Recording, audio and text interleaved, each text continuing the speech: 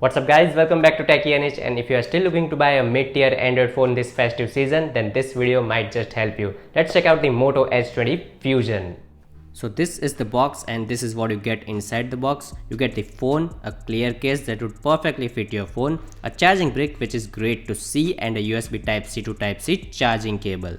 Let's first test the case, and as you can see it fits perfectly from every side and helps you protect the phone. I will just remove it so we can see the back of the phone clearly. So this is the green color that we have got here, and the back along with the sides is made of plastic and it is so reflective. The light just keeps bouncing here and there and it actually can become annoying after a while, to be honest. The plastic back at 19K feels okay, but at least should have been coated well. Look how much fingerprints this collects. It's awful to look at once you start using it. So definitely the back should have been a little better.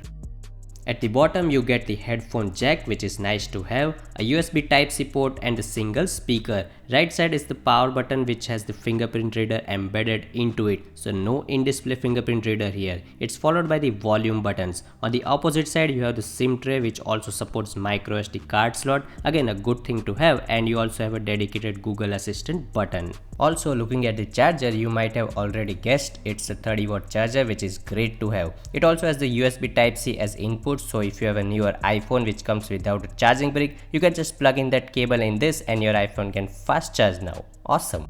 I'm going to power this thing on now, and the classic Hello Moto makes a return. Hello Moto. I will quickly set it up. And guys, there isn't much here as it is a stock Android phone, but do turn these options off for a better user experience. Again, turning all this off, you get straight into the home screen. Let's look at the about the phone section, and it is running vanilla Android 11 with a few Moto tweaks here and there, and it can be upgraded to Android 12. But looking at the UI, it is very stock Android and you get the Facebook app as the only bloatware. From the Moto app, you can customize your device's style, wallpaper and looks of the phone. Talking about the display, this phone has a massive 6.7-inch Full HD Plus AMOLED display, which is a 90Hz panel and HDR10 Plus certified. That's fine, but the chin here is relatively bigger than most of the other phones and looks kind of dated. Even the top bezel is bigger than usual. Due to this, the phone kind of feels bigger than what it actually is. But the quality of the display is very nice. It's bright and the saturation is great. Flipping the phone around, it's got a so-called triple camera setup where the primary camera is a 108 megapixel f1.9 sensor. The second camera is a 8 megapixel f2.2 ultra-wide lens with 118 degrees field of view, and the third is a complementary 2 megapixel depth sensor. The main camera can shoot up to 4K at 30 frames per second video. The specs of the camera are great, but the actual picture quality is totally opposite of that, and we can mainly blame the Moto software for that, which is just not good enough. Even the camera app just does not show any information whatsoever. I didn't even know if I was shooting in 4K or HD. It's that bad. So don't buy this phone if you are serious about cameras. You also get a 32 megapixel front facing camera, which is decent with the selfies that I clicked.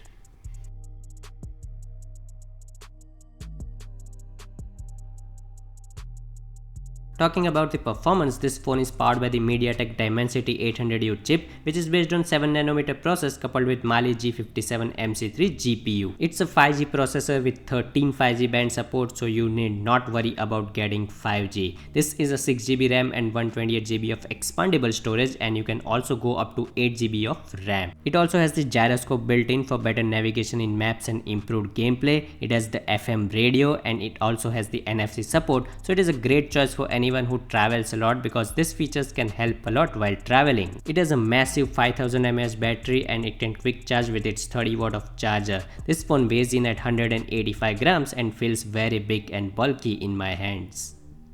Now finally, we will test its fingerprint reader and speakers. So starting with the fingerprint, it unlocks the phone accurately and it is fairly quick, but there is actually more delay while locking the phone for some reason.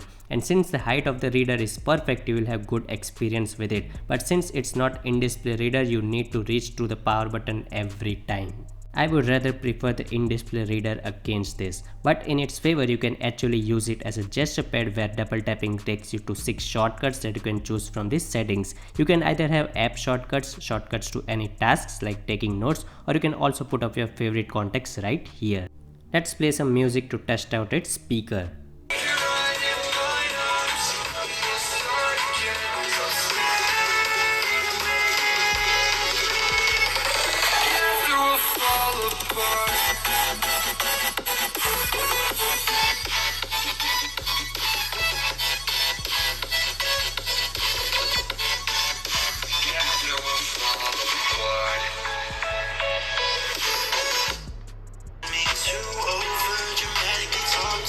It's loud, but it is just a single speaker, which is certainly not good for a phone for this price range. It definitely should have a stereo speaker setup.